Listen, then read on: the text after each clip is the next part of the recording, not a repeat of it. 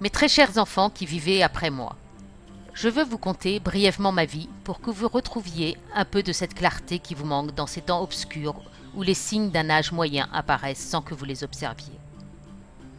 J'ai vécu en ces temps où les femmes étaient au service des hommes et étaient assignées à des fonctions bien identifiées. Elles étaient soit des prostituées, soit des concubines, soit des courtisanes, soit des épouses. La prostituée était dédiée à l'hygiène des mâles, la concubine aux soins de l'homme, la courtisane à la séduction intellectuelle et physique, et l'épouse à la reproduction et au foyer. Femme libre, par chance belle et cultivée, je m'assignai la tâche de courtisane et bien m'en a pris. J'ai aimé l'amour et j'ai aimé l'apprendre aux hommes. Mais par-dessus tout, j'ai aimé la pensée et son expression, la parole. La démocratie grecque s'appuyait sur deux principes. L'isonomia, c'est-à-dire l'égalité des droits, et l'iségoria, l'égalité de la parole en public. La rhétorique était l'art essentiel pour celui qui voulait influencer la société. Je dis celui, car aucune femme n'accédait à la politique. Cette situation faite aux femmes inspira mon école. J'ai créé en effet une école de l'art rhétorique réservée aux femmes. J'ai toujours eu la conviction que la condition faite aux femmes était injuste et dans ce siècle moderne de Périclès, c'était inacceptable. Il fallait donc que les femmes conquièrent l'égalité de droit avec les hommes. L'art de la rhétorique, pensais-je, allait les y aider. J'ai donc appris à mes congénères l'art subtil de parler avec nuance, ruse et aplomb. Elles apprirent à construire leurs arguments et à défier les oppositions. Mon école fut vite réputée, au point que le grand Socrate vint m'y rencontrer. J'affirme ici que Socrate a été assidu à mes cours, au point que, parfois le soir, nous restions un long moment à échanger. Nous avons élaboré tout l'art de la question.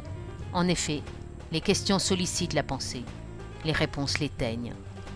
C'est sur ce questionnement que je veux insister, mes enfants. Je vous trouve peu prudents dans ces temps troublés.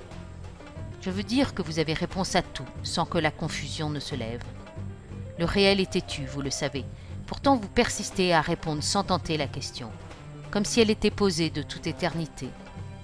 Le monde ne vous propose pas les mêmes interrogations que celles auxquelles j'ai dû penser. J'ai cru que Socrate était resté dans vos esprits. J'ai eu tort. Je vous enjoins de considérer votre monde avec intelligence. Voyez l'explicite, faites émerger l'implicite. Questionnez le réel pour qu'il vous réponde. Interrogez l'arrogance pour qu'elle s'effondre. J'ai appris à mes élèves que la question est le meilleur enseignement, à la fois pour celle ou celui qui le pose, et pour celle ou celui qui y répond.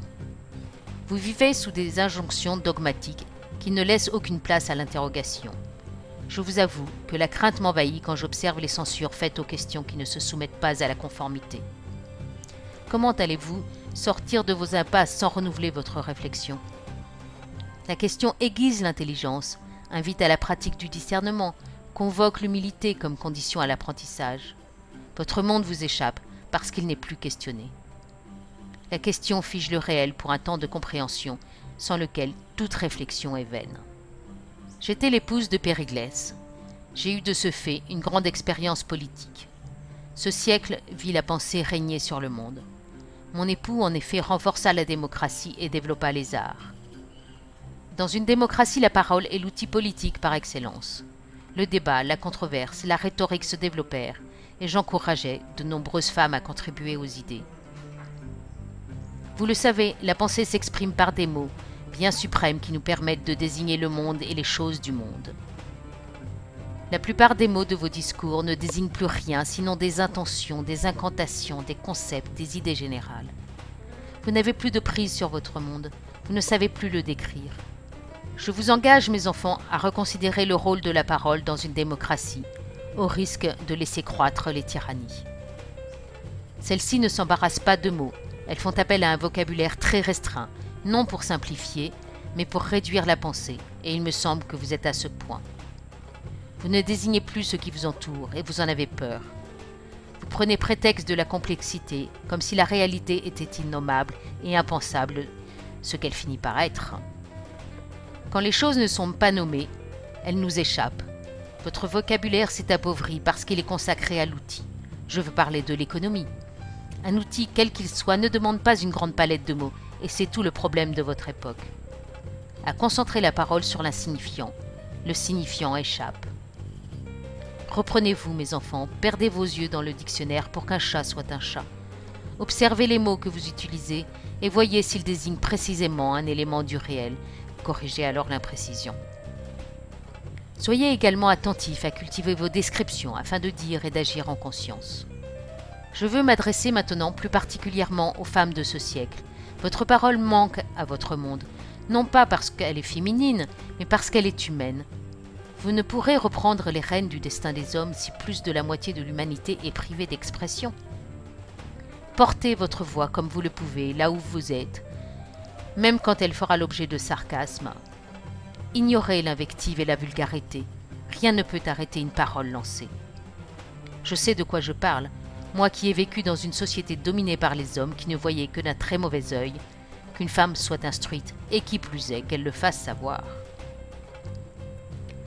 J'ai cependant influencé les pouvoirs, j'ai donné aux femmes les capacités d'influencer leur monde. À vous, mes filles, de poursuivre cette œuvre. Revenez au-devant des scènes dont vous fûtes trop longtemps chassées. Il ne s'agit pas de mimer les discours ambiants, mais bien de délivrer une parole juste. Le monde dans lequel vous êtes manque cruellement de cette sagesse-là. Mes filles, je ne vous ai pas dit combien j'ai aimé vivre, combien j'ai aimé l'art oratoire, combien j'ai aimé mon époux, combien j'ai aimé ma vie de femme libre. Je vous souhaite le bonheur que j'ai eu, en vous rappelant qu'il est une conquête et que vous ne posséderez rien que vous n'aurez pris et arraché aux conformités. Recevez tout mon amour. Aspasie.